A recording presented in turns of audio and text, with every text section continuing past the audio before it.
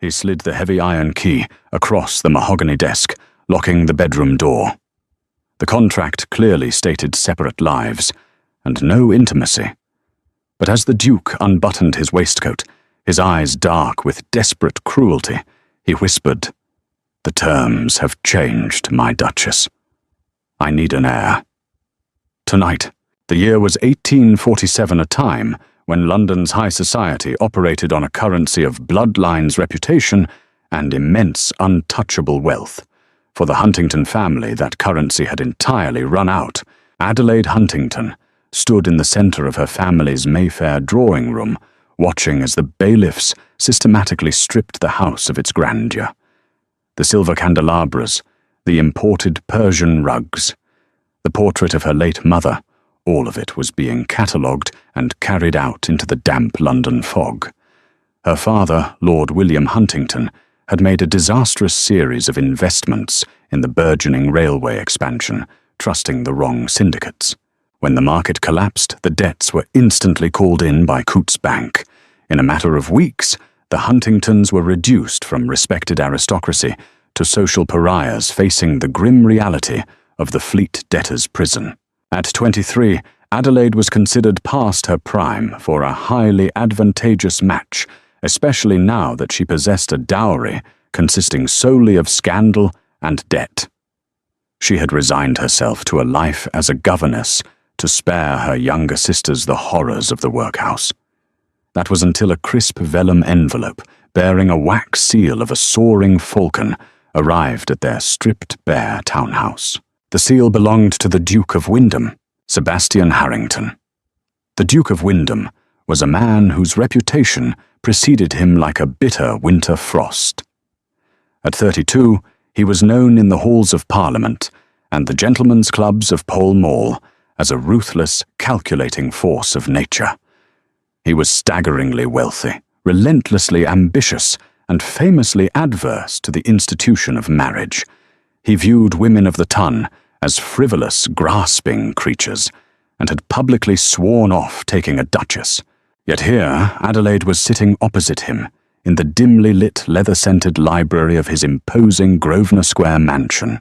"I do not deal in sentimentality, Miss Huntington." Sebastian began his voice, a low, resonant baritone that commanded the room. He did not offer her tea. He did not offer her a polite smile. He merely slid a thick legal document across the table. "I deal in mutual benefit. Your father is currently £50,000 in debt to Coutts Bank.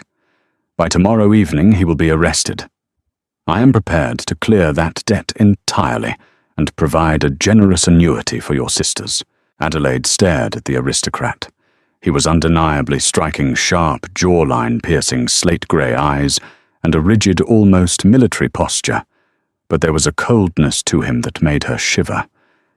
"And in return, Your Grace, in return you will sign that paper and become my wife." The bluntness of his proposal hung in the heavy air. Adelaide glanced at the solicitor standing quietly in the corner, a Mr. Josiah Abernathy of Lincoln's Inn, whose face remained a mask of professional indifference. "Why me?" she asked, her voice surprisingly steady, despite the rapid beating of her heart. "You could have any heiress in England." Sebastian leaned forward, steepling his long fingers. "Because an heiress comes with a meddlesome family expectations of affection and demands upon my time. You, Miss Huntington, are in no position to demand anything.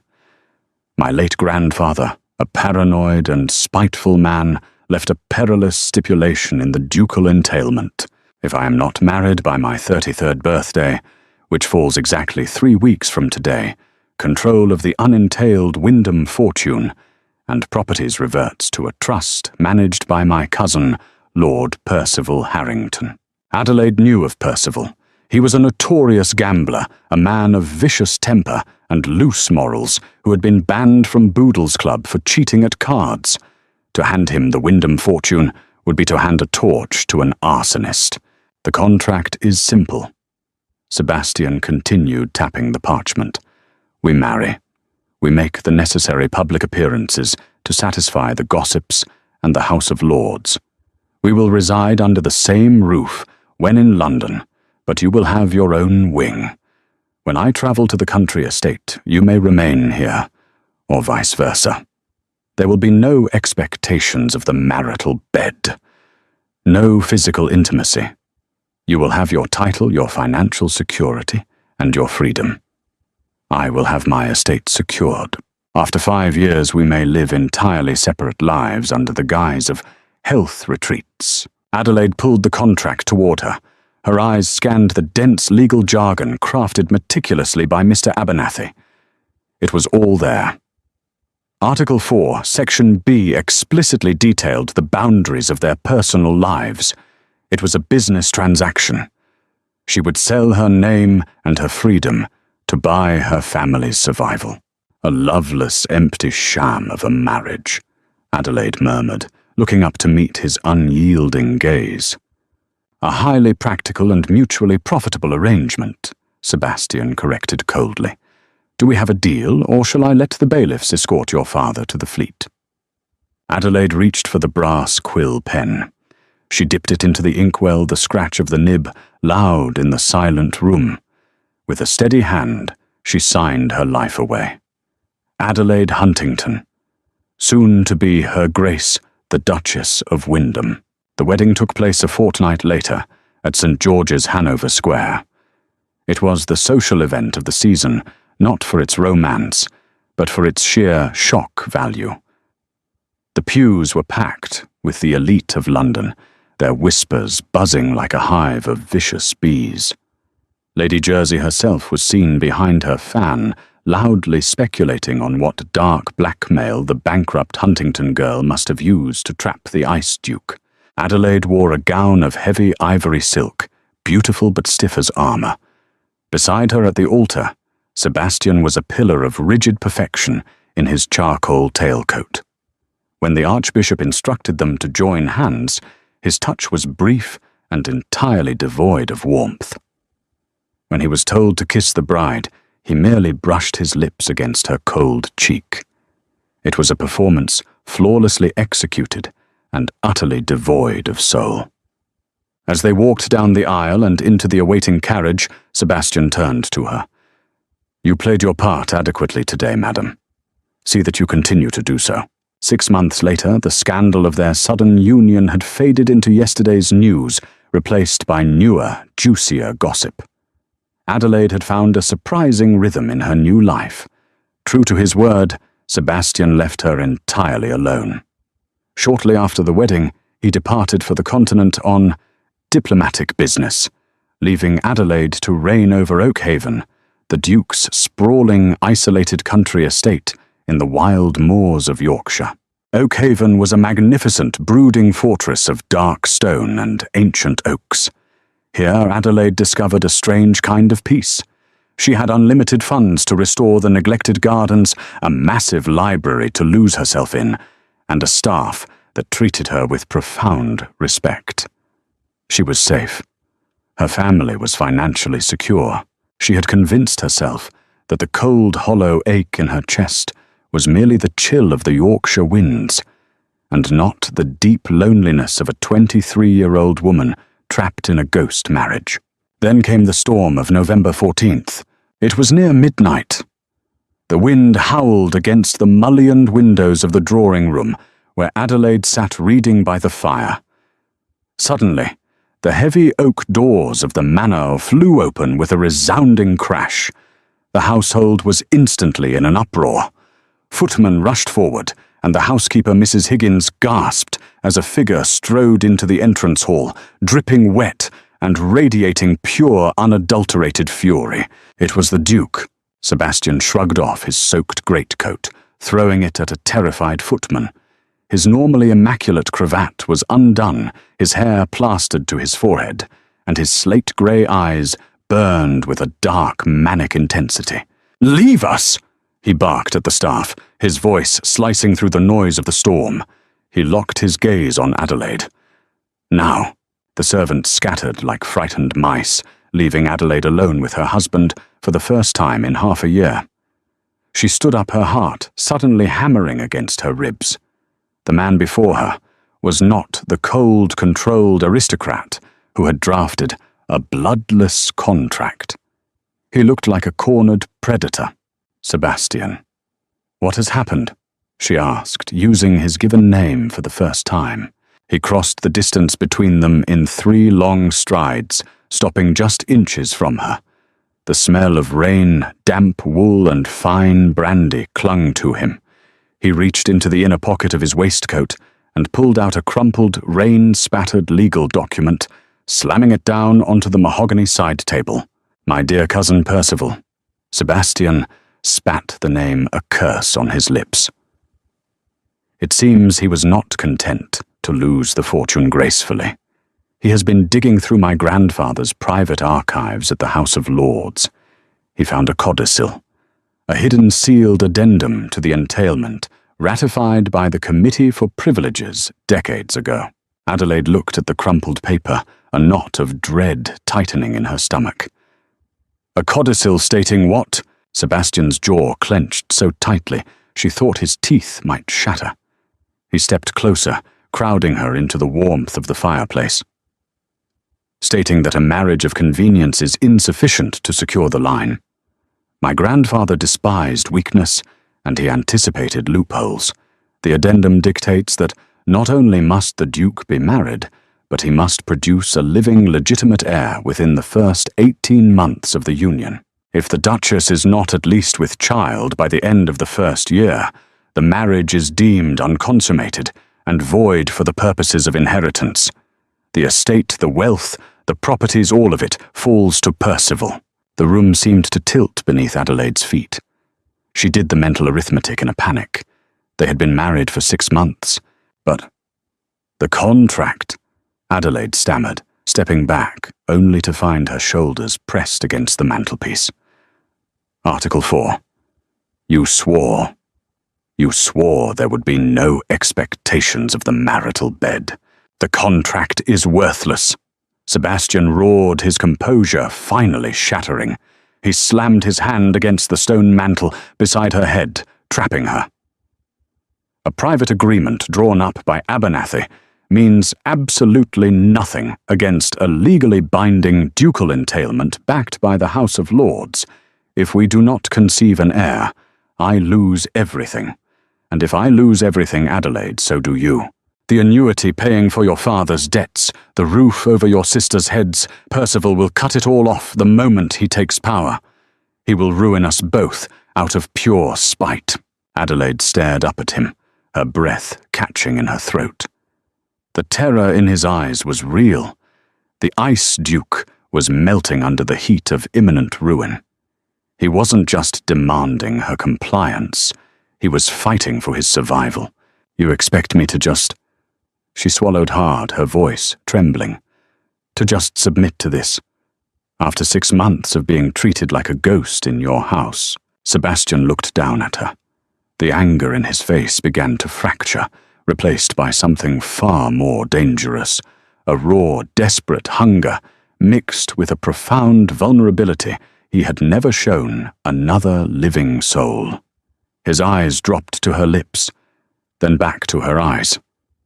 The space between them crackled with an electric, undeniable tension that had nothing to do with contracts or entails. For all his coldness, he was a fiercely passionate man forced into a corner, and she was a deeply lonely woman standing in his space. I do not want your submission, Adelaide, he said, his voice dropping to a gravelly whisper. The harshness bled out of him, leaving only a dark, simmering intensity. He slowly raised his hand, his long fingers trembling slightly as he brushed a stray lock of hair from her cheek. His touch sent a jolt of fire straight down her spine. I am begging for your partnership. I am begging you to save my legacy. Adelaide's mind raced. The parameters of her entire reality were collapsing. She had sold herself to this man for safety, expecting a life of quiet solitude. Now he was demanding the most intimate, vulnerable part of her. But as she looked into his desperate eyes, she realized she held all the power. The Duke of Wyndham, the most ruthless man in London, was completely at her mercy. She lifted her chin, her fear transforming into a sudden fierce resolve. If she was going to be pulled into the fire, she would not burn alone. "If I do this," Adelaide said, her voice steady and clear, cutting through the sound of the storm outside. "If I break our contract and give you an heir, the terms of our marriage change permanently. I will no longer be a ghost in your country house. I want a seat at the table. I want equal say in the management of Oakhaven. And I want the deed to my father's Mayfair property legally transferred to my name alone, so my family can never be threatened again." Sebastian looked at her, truly looking at her for the first time. He saw the iron beneath the silk, the brilliant strategic mind he had completely underestimated. A slow, almost predatory smile curved the edges of his mouth. He realized in that moment that he had not just married a pawn. He had married a queen. "Done," he whispered, his gaze dropping to her mouth again. "Whatever you want, Duchess. It is yours." He stepped back and held out his hand to her. The air in the drawing room felt impossibly thick. "The timeline is against us, Adelaide." Sebastian said, his eyes darkening, with a promise that made her pulse thunder in her ears. "We have 6 months to prove the gossips the House of Lords and my cousin wrong." Adelaide looked at his extended hand. There were no solicitors here, no wax seals or brass quills. Only a man, a storm, and a desperate necessity. She placed her trembling hand in his. His grip was firm, warm, and entirely possessive. Without another word, Sebastian led her out of the drawing room and up the grand sweeping staircase. The heavy mahogany doors of the master suite loomed at the end of the corridor. As they stepped inside, the shadows of the room, dancing in the firelight, Sebastian reached into his pocket. He slid the heavy iron key into the lock, turning it with a definitive echoing click. "The old contract is dead, Adelaide," he murmured, pulling her flush against his chest, the heat of his body seeping through her gown. "We write the new one tonight." The morning after the storm, the Yorkshire sun broke through the heavy clouds, casting a harsh, unforgiving light on the grand stone facade of Oakhaven. Inside the master suite, the atmosphere was entirely transformed. The invisible wall that had separated Adelaide and Sebastian for 6 months lay in ruins on the bedroom floor. Their nights became a secret, feverish world of desperate whispers and tangled silk sheets. Sebastian, the man who had treated their wedding day like a hostile corporate merger, proved to be an intensely observant and passionate lover. He learned the exact cadence of her breathing, the precise curve of her spine, and the quickest way to make her abandon her aristocratic composure. Yet when the sun rose, they were thrust back into the terrifying reality of their waking lives. The clock was ticking. They had a singular, desperate mission to secure the Wyndham legacy before Percival could tear it away. By January of 1848, the pressure was suffocating. The political landscape in London was fracturing, with Chartist protests filling the streets. But inside Oakhaven, a different kind of warfare was being waged. Adelaide's monthly courses had not ceased. Every failure was a heavy blow, a silent, echoing reminder of the looming deadline. Sebastian's temper grew volatile. He spent his days in the library, firing off aggressive letters to his political allies in the House of Lords, desperately searching for a legal precedent to challenge his grandfather's draconian codicil. Then, in early March, a delicate, fluttering nausea settled deep in Adelaide's stomach. Sebastian wasted no time. He bypassed the local physicians entirely and sent his fastest carriage to London, demanding the presence of Dr. Charles Locock, the very same esteemed obstetrician who attended Queen Victoria. When Dr. Locock emerged from Adelaide's bedchamber, his spectacles pushed up on his forehead, he offered the Duke a rare, measured smile. "Her Grace is with child, Your Grace," the doctor confirmed. "Approximately 2 months along. The timing is precise. You will have your heir before the autumn winds return." The relief that washed over Sebastian was so profound it physically staggered him. He leaned against the heavy oak paneling of the hallway, closing his eyes as a ragged breath escaped his chest. Against all odds they had done it, but the victory was perilously fragile. Word of the Duchess's delicate condition inevitably leaked from the walls of Oakhaven, travelling swiftly to the dark, smoke-filled card rooms of White's Club in London, where Lord Percival Harrington sat drowning his impending ruin in gin.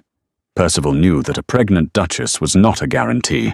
The infant had to be born alive and the mother had to survive. The first sign of danger appeared in late April. Adelaide, confined to the manor's sunroom by Sebastian's fiercely protective orders, had developed a habit of drinking a specific blend of imported Ceylon tea every afternoon. One rainy Tuesday, a new housemaid, a nervous girl named Mary, who had only been hired 3 weeks prior, brought in the silver tray. Adelaide lifted the porcelain cup to her lips, but the scent made her pause. Beneath the fragrant bergamot lay a faint, sharp odour. It smelled distinctly of bitter almonds. A chilling realization clamped around her heart. She set the cup down carefully, her hands trembling. "Mary," she called out, her voice dangerously calm. "Who prepared this tray?" The maid turned pale, stammering about the kitchens and the head cook, but Adelaide didn't wait to hear the lies. She stood up, knocking the tray to the floor. The porcelain shattered the dark liquid, seeping into the Persian rug. The rug almost immediately began to discolor the heavy chemical nature of the poison, burning through the delicate woven threads. Cyanide. When Sebastian was summoned and saw the ruined rug, his reaction was not one of panic, but of pure, terrifying, ice-cold wrath. The cruel Duke had returned, but this time his cruelty was not directed at his wife. It was weaponized to protect her. He dragged the truth out of the terrified maid in less than 10 minutes. Percival had paid off Mary's impoverished family in Cheapside, promising them a small fortune if the Duchess were to suffer a tragic miscarriage. Sebastian locked down Oakhaven like a military fortress. Every servant was interrogated. Half the staff was dismissed before nightfall. He brought in his own personal guards, rough men from his mining estates in Cornwall, to patrol the grounds with loaded muskets. No food or water touched Adelaide's lips unless Sebastian himself had tasted it first. "He will not touch you," Sebastian whispered fiercely that night, sitting on the edge of her bed, his hand resting securely over the growing swell of her stomach. His eyes were dark, burning with a lethal promise. "I will dismantle Percival's life, brick by brick. I will make him a ghost." Sebastian was a man of his word. He did not challenge his cousin to a duel. That would be too quick, too honourable. Instead, the Duke of Wyndham utilized the full, terrifying weight of his wealth and influence. Within a month, Sebastian had systematically destroyed Percival. He called in every favour, bribed every magistrate, and leveraged his connections with the powerful Rothschild banking family to buy up every single one of Percival's astronomical gambling debts. Suddenly, Percival owed his entire existence to Sebastian. When the cousin attempted to flee to France, Sebastian's men intercepted him at Dover. Percival was thrown into the Fleet prison, the very same debtor's hell he had gleefully hoped Adelaide's father would rot in. With the threat neutralized, the summer months stretched into a tense, heavy wait. The deadline mandated by the grandfather's codicil was October 1st. On the evening of September 18th, 2 weeks before, the Wyndham fortune was due to revert to the trust Adelaide's water broke. The labour was grueling, a brutal battle fought in the dimly lit master suite. The storm outside seemed to mirror the agony within, rain lashing against the glass, as Adelaide gripped the bedposts, her knuckles white. Despite the strict societal conventions that dictated a husband must remain far away from the birthing room, Sebastian refused to leave her side. He discarded his tailcoat, his shirt sleeves rolled up, holding her hand so tightly it ached, anchoring her to the living world. "Breathe, Adelaide. Stay with me," he commanded, his voice cracking with an emotion he could no longer hide. "You are stronger than this. You are a Huntington. You are a Wyndham." For 14 agonizing hours, the balance of life and death hung in the suffocating air of the bedchamber. Dr. Lowcock worked tirelessly, his face grim as Adelaide's strength began to wane. The shadow of mortality, so common in childbirth during the 19th century, crept into the corners of the room. Sebastian watched the woman he had bought with a contract fight for her life, and he realized with devastating clarity that the estate, the title, and the unentailed fortune meant absolutely nothing without her. He would burn Oakhaven to the ground if it meant keeping her alive. Finally, just as the dawn broke, painting the Yorkshire moors in brilliant shades of gold and bruised purple, a sharp, piercing cry shattered the silence. "A son, Your Grace." Dr. Lowcock announced, his shoulders slumping with exhaustion as he held up the squalling, blood-slicked infant. A healthy living heir. Adelaide collapsed back against the pillows, gasping for air, her face pale but radiant. Sebastian didn't look at the child. He fell to his knees beside the bed, pressing his forehead against Adelaide's damp knuckles, his shoulders shaking as the crushing weight of the last year finally broke him. "You did it," he whispered, pressing fervent, desperate kisses to her skin. "My brilliant, beautiful wife, you saved us." A week later, Mr. Josiah Abernathy arrived at Oakhaven. He was ushered into the drawing room, where the atmosphere was vastly different from the cold, calculating day the marriage contract had been signed. A warm fire blazed in the hearth. Adelaide sat in a plush armchair, looking glowing and recovered, cradling the newly minted Earl of Ashbourne, little baby Edward, in her arms. Sebastian stood by the mantelpiece. He held out his hand to the solicitor. The codicil Abernathy. The solicitor handed over the heavy parchment, bearing the seals of the House of Lords. The legacy was secured.